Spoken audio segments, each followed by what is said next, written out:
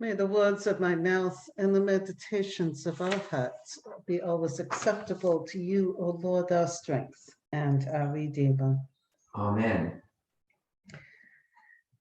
Do you remember in Fiddler on the Roof the phrase, "It's no shame to be poor, but it's no great honor either"?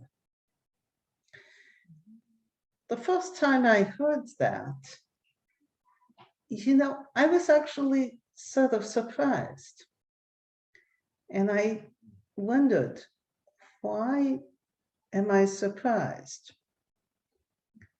And I realized I was taught it is a shame to be poor. Maybe this was unique to my family, but I don't think so. Why is it that the word poor that we use to mean someone who is lacking in money, is the same word that we use to describe something that falls short in value? Oh, that was a poor effort. You can do better. Why are those the same words if we don't think that lack of money is somehow shameful?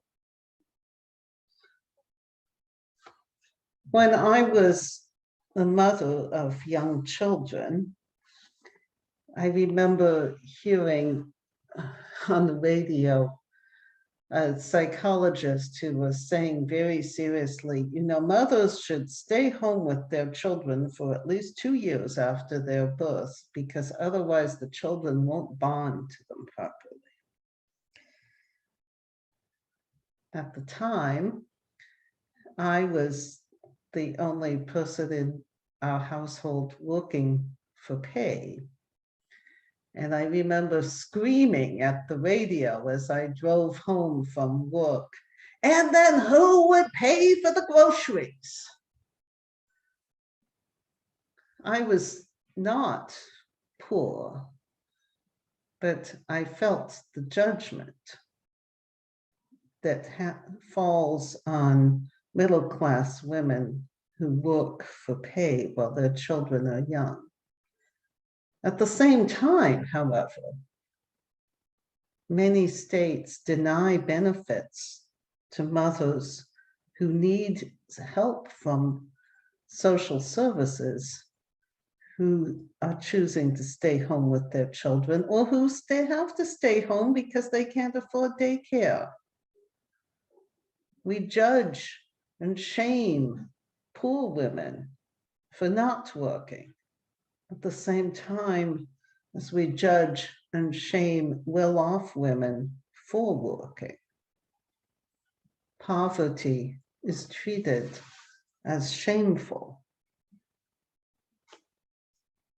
Another phrase that I learned, which manages to be racist as well as shaming the poor, was the phrase "poor white trash."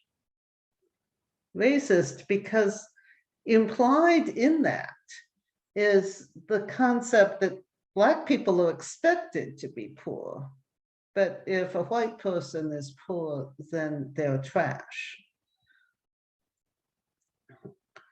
I suggest to you that we need to study very carefully and take very seriously Jesus's words in this gospel passage.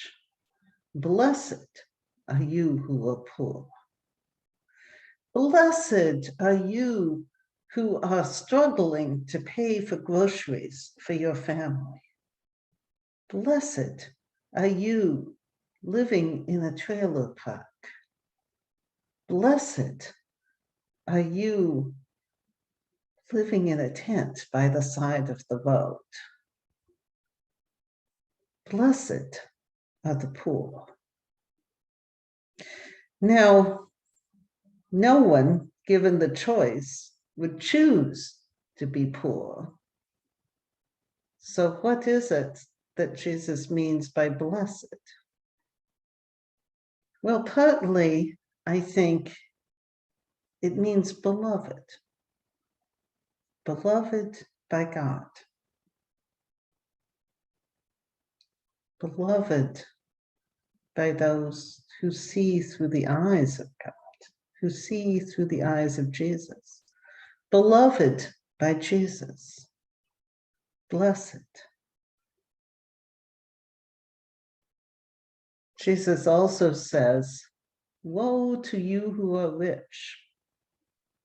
Now, this is a hard thing to hear if, like me, you are rich in places to live, rich in comfort, rich in enough food. Woe, because we shall, at some point, be poor, even if it's only at the end of life, when we are hungry because our body no longer needs nourishment. Tragedy falls on rich and poor alike. And it's easy for the rich to forget that. Jesus's parables talk about rich people as not paying attention to their neighbors. The parable of Lazarus, the poor beggar lying at the door of the rich man who does not even deign to give him the leftovers from his table. Rich, in Jesus's mind, means not paying attention to the needs of our neighbors. Another thing I remember reading that has stayed with me was a story by Tony Hillerman. And I don't remember the details very much, but I think it went something like this, that Tony was talking to one of his Navajo neighbors, and they saw a drunk man stumbling in the ditch by the side of the road. And then they saw a man driving by in a late model luxury automobile. And Tony's neighbor turned to him and said, which one of those men is acting as if he has no brother? We judge the drunk in the ditch, and we admire, think well of, ascribe virtue to the man driving the luxury automobile. But which one of them is acting as if he has no brother?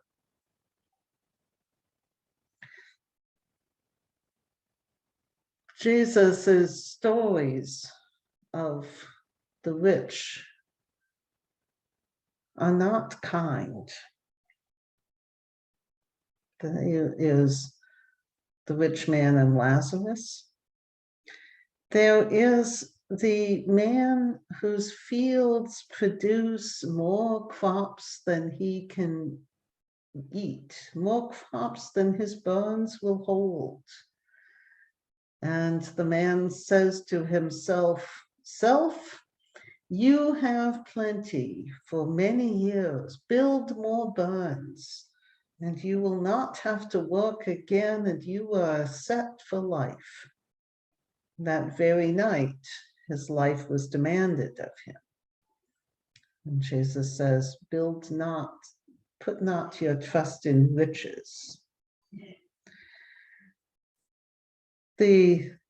Our Old Testament lesson reminds us also that whether we have much or whether we have little, Our trust is not to be in ourselves, not to be in wealth, not to be in those human things, but to be in God. And perhaps that's hard to remember when life is easy. It's always easier to look the other way. It's always easier to think that somehow if we are comfortable, it's because we deserve to be, rather than because time and chance happen to all. Blessed are the poor. Blessed are those who struggle from one day to another. Blessed are you tallying up the cost of groceries to make sure that you have enough money to pay for it. Blessed are you whose neighbors look at you in scorn because you are using food stamps. Blessed are you mothers enduring the judgment of those who don't understand your struggles. Blessed are you fathers working in mind-numbingly boring jobs in order to support children who may not even be your own. Blessed are the poor.